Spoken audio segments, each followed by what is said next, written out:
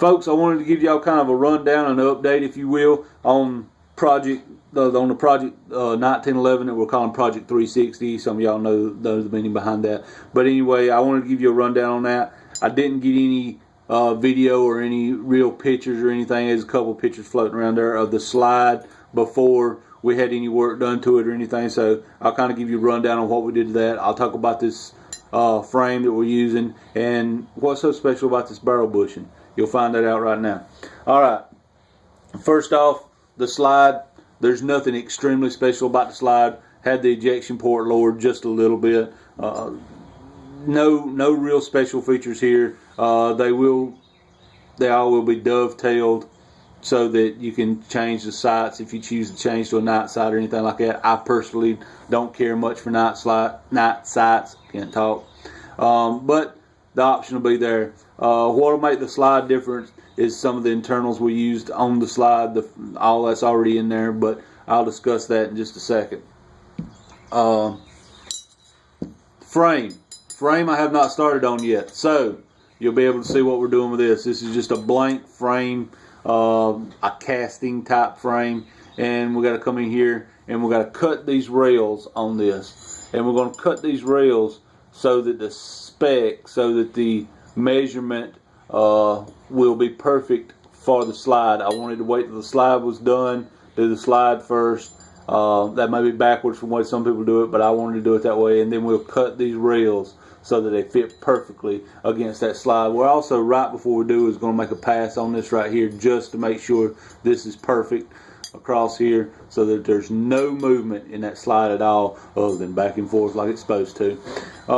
Again, we got to put the holes for the hammer and everything, and we're going to make sure all that's good. But basically, as far as the specs go, we're going to use a mil spec and go with that, and just keep all the internals extremely nice. On the outside, it's pretty much going to look like any 1911, but let's face it, that's why you want a 1911, because it's freaking bad and it looks cool and it runs like a sewing machine. I'm not going to change the look of a 1911 because I'm a 1911 guy. I love a 1911 and I'm going to stay true to the 1911, so we're not changing any of that.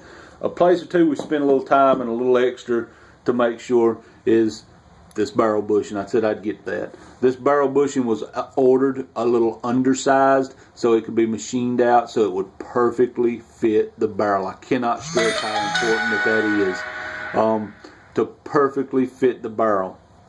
Now, by doing that, this is our barrel that we're using on this project. By doing that, it flows smoothly, but there's no movement. This barrel fits this bushing perfectly, so there is no movement in there. What that's going to do is allow you to stay on target. It's going to allow this gun to cycle perfectly and stay on target. It's going to be, for comparison or example purposes, let's just call it a target grade in a concealed carry firearm. This is going to set us apart from most off-the-shelf manufacturers. The fact that this thing will be able to stay on target and be able to shoot beautifully, but still be a carry firearm. That's gonna really make a difference. Is this barrel bushing? Now, am I saying you're going to shoot a penny-sized group at 500 yards? I mean, let's don't be ridiculous about it. Let's keep it to realistic standards of what the 1911 is. In realistic standards, this is by far going to be one of the more accurate 1911s on the market. I'm not saying there's not some out there that do the same thing, and I'm not saying there's not some out there that'll be just as accurate. What I'm saying is this right here is going to hang in there with any high-end 1911 on the market. A couple of off-the-shelf parts that we chose to put in here from different manufacturers. Wilson Combat Bulletproof Firing Pin 45 ACP. This is an off-the-shelf product that they sell for the 1911. I believe this is probably one of the best firing pins on the market. Is it necessary to put a bulletproof, as they refer to it? Is it necessary to put an indestructible firing pin into a daily carry firearm? No, it's not necessary at all. Does a daily carry gun need a bulletproof firing pin from Wilson Combat? Absolutely not. No reason at all. Yes, I still put it in there. Yes, this is the kind of firing pin that you would use in a competition race gun type situation to go out to competitions, if you will. This is the kind of firing pin that you would use. Is that necessary? No. Did I put it in there? Yes. Why did I put it in there? Because I am only going to use high-end parts on this weapon, because there's no reason for me to call it custom if I don't do truly custom work. This is a firing pin that's going to make a difference. I believe it. Another part that we went a little extra on is I ordered a ejector here that is, for lack of a better term, it's a truly tunable ejector. And what I mean by that, it'll be hard to see on camera here because it's still in the package, is most ejectors come up right here and just chop off right at the end, right in here. Now this injector has this bump out right here. What that is for is so that I can take a little material off. If I so choose to, I'll have to put it in there and run some rounds through the firearm first to see how it goes. But I can take, you know, a little off at the bottom, a little off the top, or a little off at the front, or whatever I choose to do to tune the ejection of the brass. Now, that means I can make the brass lay where I want the brass to lay, close. I can make it go, you know, a little higher out, a little straighter out, out at an angle, or I can do all that by tuning this ejector. Again, is this one of the items that is necessary for a daily carry firearm? No. Is this necessary for an average everyday 1911? No. Is this something you're going to find in most 1911s that you buy off the shelf at your local sporting goods store? No. Did I put it in there? Yes. Is this something you're going to find in a race gun or in a competition type gun? Absolutely. And again, this is the kind of quality that I want to put into this firearm. I want to be able to put top-notch quality, just high-end stuff. Anything that I buy off the shelf going into this, I'm going to put the best available in it. With that being said, this is a pin kit from EGW, Evolution Gunworks Incorporated. This pin set is by far one of the better pin sets. These pins are purposely designed for higher end, higher stressed firearms such as a competition or race type gun. These are what these pins are made for. Again, is it necessary for a carry gun? No. Would a regular, just off the shelf, go to your local, you know, parts place for a gun and buy a set of pins, would those function? Yes. Would you ever have any problem with those? No, probably not. But again, I want to build a firearm that is above what everybody else is doing. And I can't do that if I'm just putting the same parts that everybody else puts in one. This is kind of a hodgepodge of parts, if you will, but it's what's going to make the difference. Even down to the recoil spring.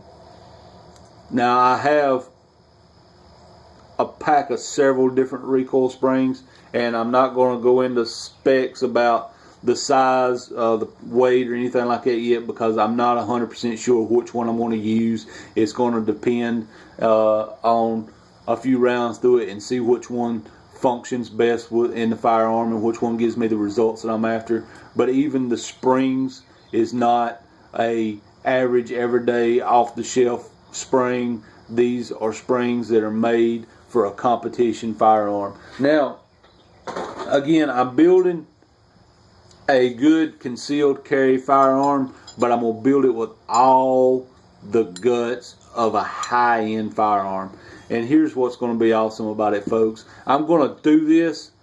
I'm going to build this custom high-end firearm with all these great products and all this extra attention to detail, all this extra fitment. I'm going to do this.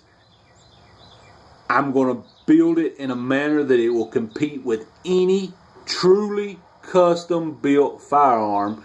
I'm going to do it made to order so that you can say, you know, this is what I want, this is what I want. I'm going to do it made to order for each individual person that wants one. And I'm going to do it at a price that is comparable with most off-the-shelf standard 1911s. So that you could go out and you could see probably a Remington, I'd say less than a Kimber, probably Remington, maybe a Smith or a Ruger. You know, you could go out and look at their price range. There won't be much difference in being able to get one of these compared to one of those. Now, price range wise, so that's going to make it so that the average working man can afford to own a truly custom built 1911. I'm not going to do many of these though, folks. I'm not. I really am not going to do many of these. I may only, because it's so late in the year, I may only do, this is October, I may only do 3, maybe 4 of these this year, and that may be it, because there is a ton of time in these. And when we're done with this one, we'll get some more footage of it. We'll do a full episode of Southern Grace TV built around this firearm once we get it completely done. I just wanted to do a quick video to give you an idea of what's going on with it and where we're at with the project. And when I do that video, I'll be able to break it down and give you an idea of what it would cost you to have one of these things. This one right here is completely not for sale. This one right here is the one that we're going to build, that we're going to base everything off of. This is the one that we're going to build. We're going to take it out, fire a few rounds through it, and make sure that everything is exactly the way I envisioned it in my head. And once that's done, this gun is actually already spoken for. It's not for sale, but it is actually for somebody. And yeah, I'll get some video of it as we're building it. I'll get some video of it when it's finished. I'll even get some video of it at the range so you can see it perform. And we'll do a full episode based around this firearm. Until then, hopefully y'all like what you see. Hopefully you'll be interested in them, and hopefully it's something that a lot of people are interested in.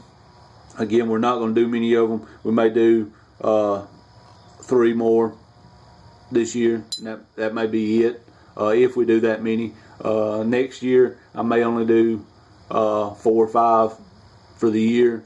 This is not going to be something that you're going to see a lot of around. You'll only see a few of them in limited numbers around. So it's definitely going to be a unique project, and hopefully y'all will love it as much as I do when I'm done with it. Hang in there, stay tuned. There'll be more details on it later. Hopefully next week we'll have this done, and we'll be able to get some film of the fitment and stuff. So just hang in there, and hope y'all enjoy these little videos and stuff. Hope y'all enjoy my shop, and keep me in mind if you need anything done. For the most part, all you gotta do is ask. I'm sure we can take care of anything you need. And just drop me a line, call, shop numbers on the page, send me a personal message, anything you need to do, and I'm sure we can help you with anything you need and be more reasonable than anybody else on the market. Till next time, folks, stay in there. May God bless you. See you next time.